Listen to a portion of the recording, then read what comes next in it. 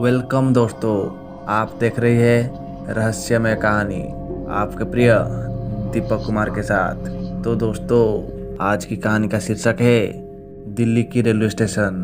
तो चलिए बढ़ते हैं आज की कहानी की ओर।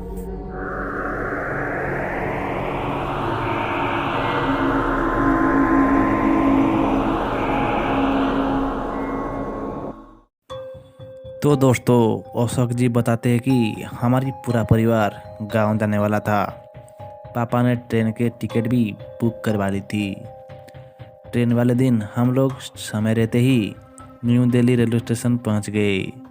ट्रेन 8 बजे की थी और हम 7 बजे ही पहुंच गए थे। स्टेशन पर काफ़ी भीड़ भाड़ थी, जो मेरे लिए थोड़ी परेशान की बात थी, क्योंकि मुझे ज़्यादा भीड़ होने की वजह से बेचैनी होने लगती है। फिर जब 1 घंटे के बाद ट्रेन आई तो ट्रेन में भी और ज़्यादा भीड़ हो गई, जिससे मेरी प्रॉब्लम कम होने की जगह और भी बढ़ गई थी। खैर, पापा ने कहा जब ट्रेन चलेगी तो भीड़ थोड़ी कम हो जाएगी, अभी ऊपर सीट पर जाकर लेट जाओ। फिर मैं पापा के कहने पर ऊपर सीट पर जाकर लेट गया और तभी ट्रेन खुली और तकरीबन 10 बजे के आसपास जाकर ट्रेन में थोड़ी शांति हुई और फिर हम सब ने रात का खाना खाया और सो गए।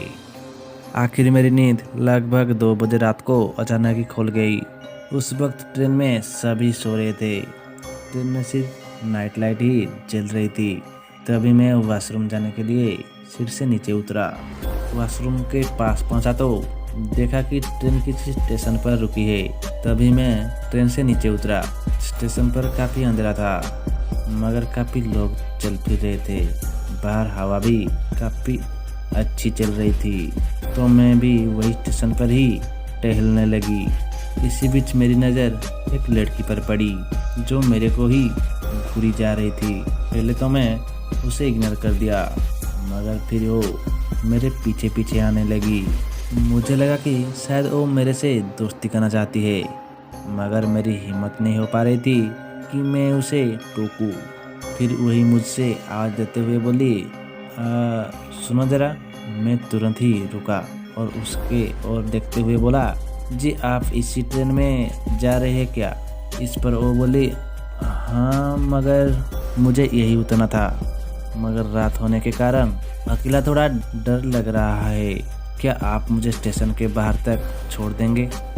इस पर मैंने बोला, हाँ क्यों नहीं, मगर मुझे भी उस स्टेशन पर थोड़ा डर लग रहा था। मगर वहाँ घूम रहे लोगों को देखकर मुझे लगा कि ट्रेन वहाँ देर तक रुकेगी। इतने में मैं इस लड़की को स्टेशन के बाहर छोड़कर वापस चला आऊँगा, और क्या पता मेरी दोस्ती भी हो जाए इसी बहाने में। हम दोनों स्टेशन से बाहर जा ही रहे थे कि उस लड़की ने मेरी कंधे पर अपनी एक हाथ रख दिया। मुझे कुछ समझ नहीं आ रहा था कि मैं कैसे रिएक्ट करूं, मगर जब मैंने उसकी चेहरे को देखा तो मेरी पाँव कंपाने लगी, क्योंकि उसका चेहरा खून से सना हुआ था। उसके एक हाथ आधा कटा हुआ था।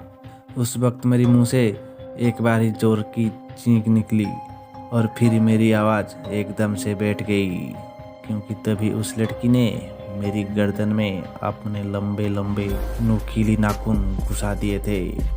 और मैंने देखा कि वो स्टेशन अचानक ही सुनसान हो गया है। मैं अपने घुटनों के बल नीचे बैठ गया। वो धीरे धीरे मेरा गला दबाने लगी। मेरी सांस अब उखड़ने लगी थी।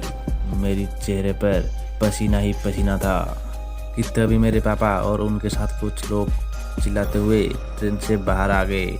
उनके चिल्लाते ही वो लड़की एकदम से हवा में गायब हो गई, मगर मैं काफ़ी जख्मी हो चुका था।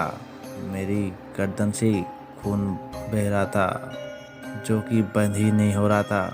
मैं बस बेहोश होने ही वाला था कि ट्रेन में सफ़र कर रहे एक डॉक्टर ने मेरी मदद की। उस रात लगभग हमारी 7 पूरी बग्गी की यात्री जागे रहे। जब हम उतरे, पहले मुझे हॉस्पिटल ले गई, क्योंकि मेरी तबीयत काफ़ी बिगड़ गई थी। हॉस्पिटल में मुझे लगभग 1 हफ्ता रहना पड़ा।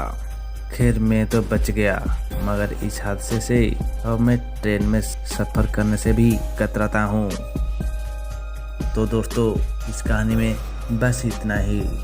मैं दीपक कुमार, मिलती हूँ फिर एक नई कहानी में। तब तक टेक केयर।